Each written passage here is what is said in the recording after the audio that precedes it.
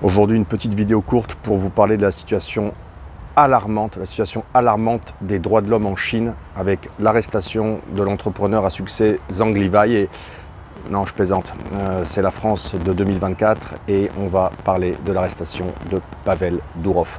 Bonjour et bienvenue sur une nouvelle vidéo sur ma chaîne YouTube, la chaîne du Frussien. Sur cette chaîne YouTube, je vous parle principalement de la Russie d'aujourd'hui. La Russie d'aujourd'hui dans toutes ses réalités, ses contradictions. Russie, pays dans lequel je vis. Et à ce titre, vous pouvez vous abonner à ma newsletter Le Rêve Russe. Le Rêve Russe, je mettrai le lien dans le descriptif de la vidéo. Le Rêve Russe, qui est une newsletter que j'édite tous les mardis dans lequel je décris les réalités de la Russie d'aujourd'hui. C'est gratuit. Vous pouvez la recevoir, vous abonner et vous désabonner comme vous voulez, bien sûr. Donc je mettrai le lien dans le descriptif, Le Rêve Russe. Alors aujourd'hui, une petite vidéo. On est à Moscou, je suis à Moscou devant l'étang derrière moi du monastère Novospassky. Une petite vidéo pour réagir à chaud, entre guillemets, sur l'arrestation de Pavel Dourov par les autorités françaises. Pavel Dourov, le russe, qui a co-créé VK, Vkontakte, donc le Facebook russe, et qui est aussi le fondateur de l'extraordinaire outil qui est Telegram. Donc il a été arrêté par les autorités françaises samedi soir.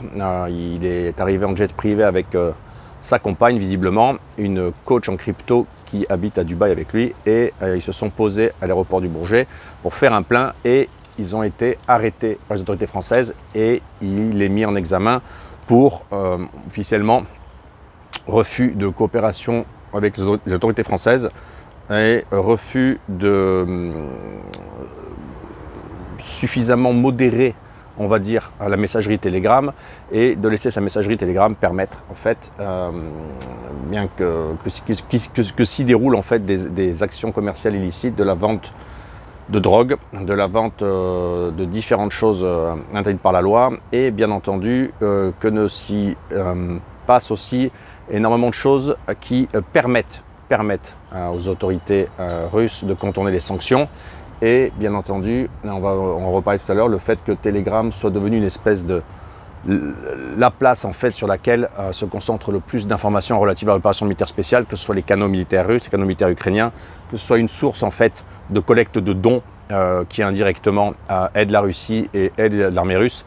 Et bien entendu, je vais revenir là-dessus, mais c'est pour ça que je pense que Pavel Dourov a été arrêté. Je faisais une petite blague dans l'introduction de cette vidéo pour mentionner le fait qu'on n'était pas en train de parler des droits de l'homme en Chine, mais des droits de l'homme dans l'Union européenne. Et on voit que donc, que ce soit Assange, que ce soit Pavel Dourov, que ce soit Snowden qui sont obligés de se réfugier en Russie, on voit que définitivement, le monde est vraiment en train de chercher dans la profondeur et que vraiment, le monde occidental qui était le monde de la liberté à l'époque de l'Union soviétique, le monde de la liberté, le monde dans lequel les dissidents soviétiques voulaient habiter, eh bien c'est fini. C'est fini, les choses se sont symétriquement inversées. Et aujourd'hui, quand vous êtes un dissident, eh ben, vous vivez à Dubaï, vous vivez à Moscou, vous vivez à Singapour, vous vivez à Hong Kong. J'allais dire, on ne va pas tarder à arriver au moment où vous êtes un dissident, vous habitez à Pékin.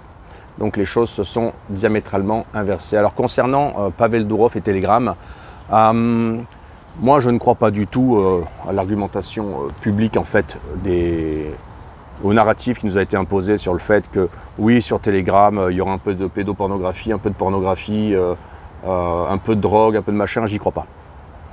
J'y crois pas parce que si c'était la volonté de lutter contre ça, il faudrait lutter de la même façon sur tous les outils qui permettent à ces échanges de se tenir. Et le principal, c'est Internet. On n'a qu'à déconnecter Internet. Les Français, ils n'ont qu'à faire passer une loi. Ils n'ont qu'à couper Internet, comme ça, il n'y aura plus de problème. Puis ce sera le pays, déjà que c'est le pays du monde émergé, un des moins digitaux du monde émergé et en réémergence. Mais le mieux, c'est de couper Internet. Et puis à un moment donné, il faut couper la lumière aussi. Comme ça, il faut vivre dans le noir, sans Internet, sans électricité, dans le Larzac. Et puis, pendant ce temps, les Chinois, les Russes iront dans la Lune, feront la conquête spatiale. Et puis, les Français, ils n'ont qu'à revenir à l'état de pierre. C'est l'âge de pierre, c'est le plus simple. Comme ça, allons jusqu'au bout. Donc, je ne crois pas, moi, du tout à cet argument-là. Je ne crois pas. Je pense que l'objectif est politique. Je pense que le but, c'est de maîtriser Telegram et c'est de reprendre une partie du contrôle de Telegram ou alors de neutraliser Telegram. Je pense que cette velléité de neutraliser Telegram, elle vient des Occidentaux, elle vient des Américains. Elle vient des Américains puisqu'ils ont une messagerie concurrente qui est WhatsApp. Je crois qu'il y a 2,5 milliards d'utilisateurs de WhatsApp et près d'1 milliard de Telegram.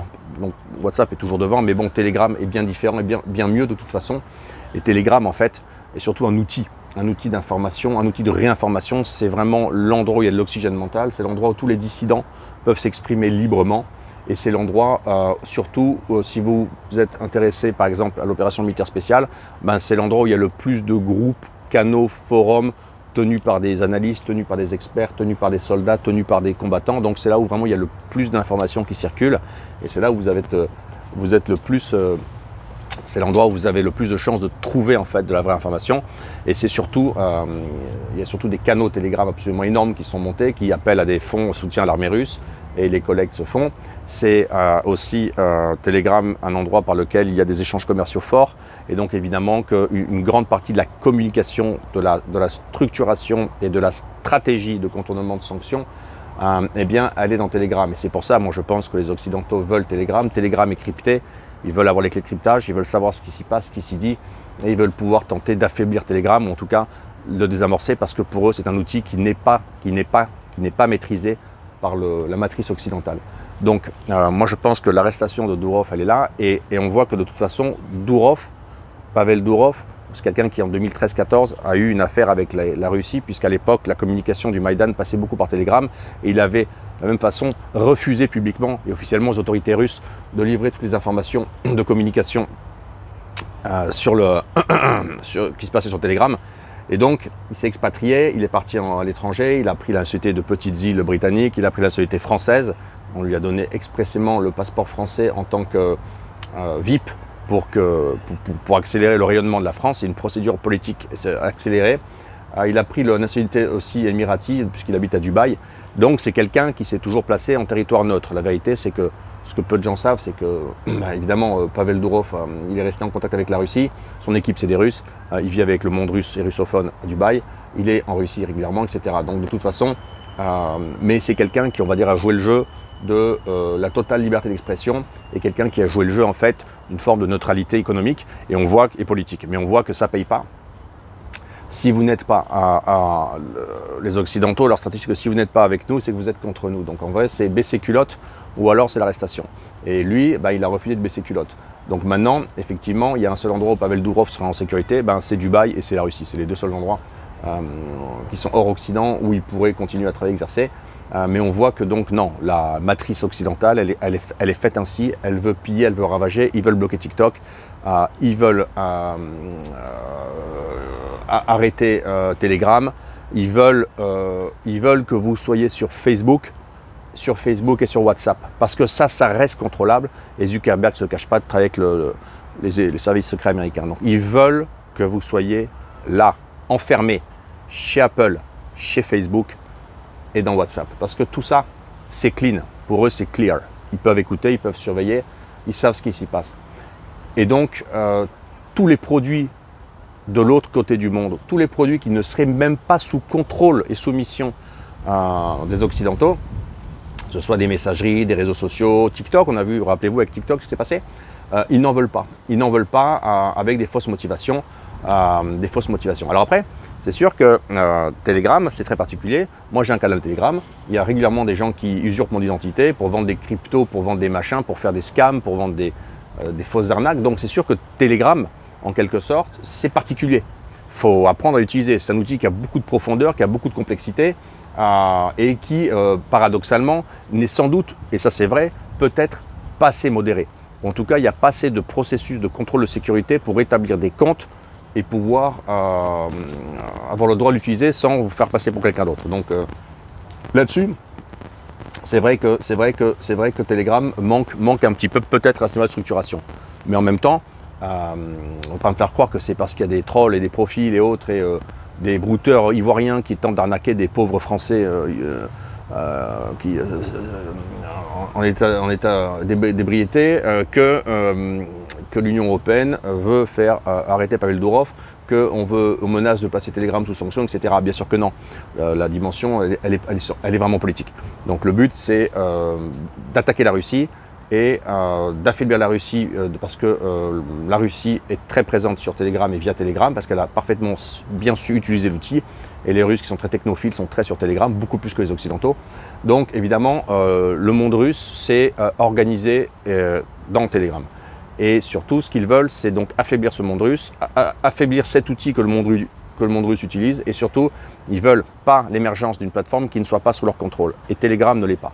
Alors maintenant, est-ce que je pense que ça va faire du tort à Telegram? Je ne pense pas. Je pense que les Français n'iront pas jusqu'au bout. Je pense qu'ils n'auront pas ce qu'ils veulent.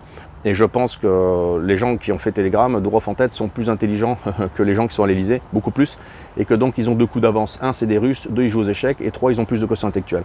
Donc je pense qu'il y a forcément des plans B, C, D qui ont déjà été déployés et qui peuvent être donc tout simplement mis en place. Et par conséquent, je ne pense pas que ça va affaiblir Telegram. Je pense moi que ça va accélérer Telegram. Justement, les gens vont se dire que c'est vraiment la messagerie de la liberté, puisque les Occidentaux sont contre. Et donc, je pense que le monde non occidental, le monde qui ne veut plus de l'Occident collectif, va se ruer sur Telegram parce qu'ils ont compris que l'Occident voulait Telegram et que donc, de facto, ça va porter du tort à WhatsApp. Donc voilà, donc moi je ne pense pas qu'il y ait de risque pour Telegram. Je pense que Telegram va peut-être changer, muter, mais en tout cas je pense que Telegram va survivre. Je vous incite à vous mettre sur Telegram, c'est vraiment la message de la liberté. Et puis peut-être pour terminer, quelque chose de terrible, c'est qu'en fait Telegram est une super plateforme d'information malgré tout. Telegram est une super plateforme d'information. On trouve sur Telegram des choses qu'on ne trouve pas ailleurs. Telegram est un moyen d'échange extraordinaire, gratuit. C'est 10 fois mieux, c'est 100 fois mieux que WhatsApp. Donc évidemment que c'est un outil plus complexe. Évidemment que quand on utilise des outils plus complexes, eh bien évidemment il faut protéger les enfants, les mineurs et éduquer les majeurs à l'utilisation de cet outil. Mais en tant qu'utilisateur de Telegram, moi je suis un énorme fan de Telegram. Déjà, j'invite tous les gens d'ailleurs qui ne sont pas sur Telegram à se mettre sur Telegram et à apprendre à utiliser l'outil. Voilà. Donc ça c'est la dernière chose. Et puis aussi peut-être une dernière chose, c'est que je pense que la France, c'est une catastrophe. C'est une catastrophe parce que de facto là, on est déjà en pointe sur tout va mal. On est en pointe et là on se met en pointe. Les autorités françaises font encore pointer la France du doigt comme le pays qui, soi-disant, sont censés être le pays de la liberté, mais le pays qui en fait s'attaque à la liberté parce que, avant tout, quand même, les plateformes comme X de Musk ou Telegram de Dourov, c'est des endroits où on peut communiquer, où on peut s'exprimer. Et donc pour le peuple profond, eh bien, ce sont des outils sur lesquels ils peuvent se rencontrer, s'exprimer, faire passer leur opinion. Donc c'est très important que ça existe, surtout dans cet Occident collectif où le monde médiatique est autoritaire, fermé, et impose un narratif auquel la majorité des peuples n'adhèrent plus ou adhèrent de moins en moins. Donc là, les autorités françaises ont vraiment fait un mauvais coup à mon avis, et c'est un très mauvais coup d'échec parce que je pense qu'elles vont maintenant être pointables du doigt comme étant le pays qui s'attaque à la liberté, le pays qui s'attaque aux outils permettant de s'instruire, aux outils permettant de se renseigner, aux outils permettant de communiquer. Ça témoigne une fois de plus que, comme dans le conflit avec l'Ukraine, la France est en pointe des problèmes à venir avec la Russie. La France est complètement sous domination américaine, puisque à mon avis la demande elle vient pas de l'Élysée, hein, vient de la Maison Blanche, mais ils sont malins les Américains, ils ont poussé les Français devant, et l'élite politique qu'on a actuelle, elle y va en courant. Hein. C'est comme un chien quand on jette un bâton, il part en courant, sans réfléchir, il va l'attraper. Voilà, là c'est la même chose. Donc c'est une honte, tous les Français devraient vraiment se rendre compte que c'est une honte qu'on n'arrête pas les gens comme ça, on ne fait pas un mandat d'arrestation 4 heures avant que la personne arrive. Ça ne se fait pas. On devient vraiment un pays du tiers-monde. Et il faut bien se rendre compte qu'aujourd'hui, on est plus en sécurité à Dubaï ou Moscou, du point de vue du cadre juridique, du cadre de vue personnelle. On est plus dans un monde de droit, paradoxalement, à Dubaï ou Moscou qu'on ne l'est à Paris et dans l'Union européenne. Et vraiment, c'est ça qu'il faut retenir, je crois, c'est que les choses s'inversent. Les dissidents aujourd'hui sont dans les BRICS, sont en Russie, sont à Dubaï, et le système occidental, le système américain, plus trop de doutes, mais le système européen qui est en train de se déployer, là, de se mettre en place, c'est un système de fermeture, c'est un système de censure. C'est un système de répression, c'est un système de déni de liberté, c'est un système de limitation de cadre juridique permanent qui ne permettent plus de respirer, parler, s'exprimer, penser. L'Union européenne est en train de devenir l'Union soviétique et on sait comment a terminé l'Union soviétique. Mais si les Russes sont sortis du communisme sans goutte de sang, Moi, je ne sais pas si les Européens sortiront de leur communisme sans goutte de sang. En tous les cas, il y a une solution pour vous, c'est de vous enfuir de l'Union soviétique. Faites comme les dissidents de l'époque. Venez en Russie, installez-vous en Russie. Il y a la Ruspatriation pour ça. Venez voir le pays, faire du tourisme. Il y a le Ruspatourisme et les Ruspatours pour ça. Et surtout, inscrivez-vous sur Telegram, soutenez Pavel Durov. Et moi, je vous dis à très bientôt pour une nouvelle vidéo sur la chaîne du Fructien.